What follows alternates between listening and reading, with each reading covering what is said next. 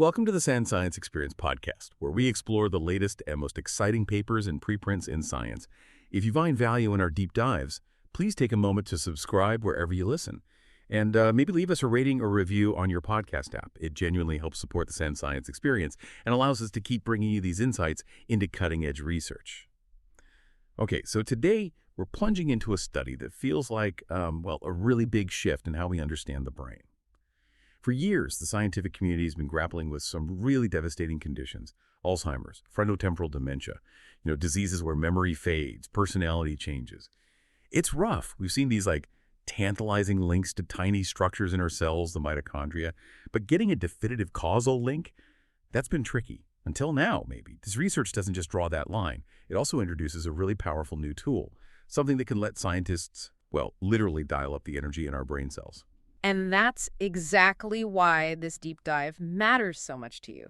You don't need to be a neuroscientist, really, to get the impact here. Think of mitochondrial dysfunction.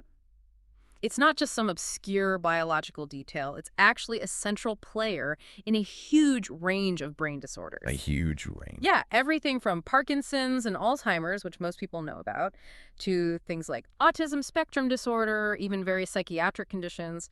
For way too long, the big question has just been sitting there. Are these mitochondrial changes the root cause?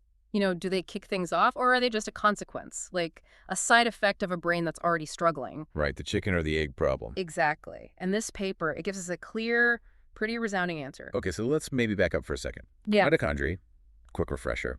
Most of us probably remember from school, they're the powerhouses of the cell. Right, the energy factories. They churn out ATP, adenosine triphosphate. That's the cell's main energy currency, basically. Like the battery for almost everything the cell does. Exactly. But in the brain, their job is even more critical, right? Oh, absolutely vital. I mean, that ATP is crucial just for keeping neurons ready to fire, maintaining that stable electrical charge. Like a pulled bowstring. Yeah, good analogy.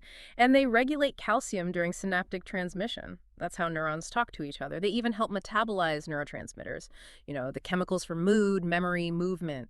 So without them working properly, our brains just can't function right. Can't operate efficiently, yeah. And the evidence for dysfunction in brain disorders is, it's extensive. Studies show lower mitochondrial activity and anxiety. In Parkinson's, you see inhibited enzymes, even mitochondrial DNA mutations in brain tissue after death. Wow. And maybe most disturbingly, we see mitochondrial problems before the major symptoms show up in Alzheimer's and FTD. Before people even notice cognitive decline. That's right. So it really sets up that puzzle with all these links. Is it cause or effect? And it's been so hard to answer because we just didn't have the right tools. We needed something really precise to specifically boost mitochondrial function acutely without messing up everything else in the cell. Like needing a scalpel, not a sledgehammer. Exactly. Okay, so that brings us to this new technology, this DREAD thing, DREAD days. Designer receptors exclusively activated by designer drugs. That's quite a mouthful. It is, but the concept is pretty elegant. So scientists engineer a receptor, like a cellular lock, that only responds to a specific synthetic key, like cyanoclozapine oxide. Right, an inert molecule otherwise. So you can precisely turn cell functions on or off right when you want to. Precisely, without interfering with the cell's normal chatter. Okay, so how do they apply that to mitochondria? That seems like a leap. It was ingenious. They found that certain signaling proteins, stimulatory G proteins, or Gs, which you normally find on the cell surface, are also inside mitochondria. Inside. Yeah, that was the key insight. So their idea was, let's target a DREAD specifically to those mitochondrial Gs proteins. They created mitodread-Gs, a DREAD fused with a mitochondrial targeting sequence. Like a little address label saying, deliver to mitochondria only. Pretty much. So when you add the designer drug CNO, it flips the switch inside the mitochondria. A remote control for the cell's power generator. That's cool. Very cool. And they checked carefully. Making sure it went to the right place. Yep.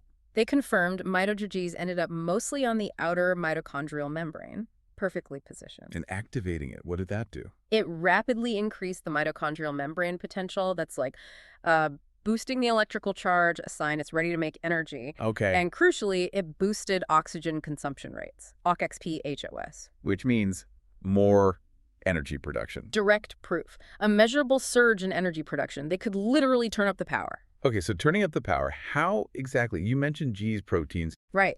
So activating this mitochondrial Gs works through those endogenous Gs pathways inside the mitochondria. And that Gs activation specifically triggers an increase in intramitochondrial PKA signaling, protein kinase A. PKA. Okay, I know PKA does a lot in the cell. How specific is this then? Are we sure it's not causing chaos elsewhere? That's a really important point. The beauty is the targeting. Because the DRG is in the mitochondria, it activates PKA within the mitochondria. Ah, so it's localized activation. Exactly. And this localized PKA acts very specifically. It targets a key part of complex 1. Complex 1, part of the electron transport chain, right? The energy production line. The main entry point for electrons, yeah.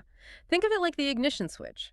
This mitochondrial PKA phosphorylates a specific bit of complex 1, which ramps up complex 1 activity and helps assemble it properly. So direct, targeted control over a really fundamental part of energy production. Precisely. It's a significant finding because it's so specific. And didn't you say earlier some things inhibit this pathway? Like CB1 receptors? Yeah. Right. Inhibitory receptors, like the cannabinoid receptor CB1 on mitochondria, actually decrease OXPHOS. They do it by reducing that same PKA phosphorylation of complex 1. So mitochondrial Gs is like hitting the accelerator pedal when something else was hitting the brakes. That's a great way to put it. It effectively overrides that inhibition and boosts energy production. Okay, the mechanism sounds solid, targeted, specific. But does it actually work in like a real disease context? Yeah. What about fixing those cognitive problems we started with? That's the million-dollar question, isn't it? And yeah, this is where the results get really exciting. First, they looked at cannabinoids like THC. We know THC messes with memory and can cause catalepsy. That trance-like state. Yeah, and it does that by inhibiting OXPHOS through those mitochondrial CB1 receptors. So they gave mice THC, then activated mitochondrial Gs. It completely wiped out the memory problems and the catalepsy caused by the THC, just gone. Whoa. But here's the kicker. THC also relieves pain, right? Analgesia. That effect isn't linked to mitochondria. And activating mitochondria, it didn't touch the pain relief. Ah. So it only fixed the problems directly linked to mitochondrial energy. Exactly. It strongly points to that mitochondrial pathway being the direct cause of those specific deficits. Really sharp evidence. Okay, that's compelling. But what about actual neurodegenerative disease models? That's the big one. Right. And here the results are, frankly, profound. They used a model for frontotemporal dementia, FTD. These P301S mice, they show reduced mitochondrial breathing, less PKA activity in the hippocampus. The memory center. Yep. And, no surprise, they have memory problems. They tested them on the novel object recognition task, the NONOR task. Where they should prefer a new object if they remember the old one. Exactly. These mice fail at that. But when they activated mitochondrial just in the hippocampus, It rescued them. fully rescued their performance. They behaved like normal mice on the memory test. Fully rescued. That's huge. It really is. And then they did the same in an Alzheimer's model, APPPPS1 mice. They have the amyloid plaques and memory issues. Yeah, classic Alzheimer's features, and also lower mitochondrial function in the hippocampus. And activating mitochondria there. Same result. It reversed their impairment on the NOR task. Wow. What's amazing is that it didn't even take a massive boost in energy. Just a relatively small, targeted increase in hippocampal oxygen use from mitochondrial was enough to fix the memory performance in both models. So it's not just a correlation anymore. This feels like proof. It really establishes that causal link. Reduced mitochondrial activity causes these cognitive deficits, period. And boosting that activity reverses them. Exactly. It moves us way beyond just saying mitochondria are involved. This really is a breakthrough then.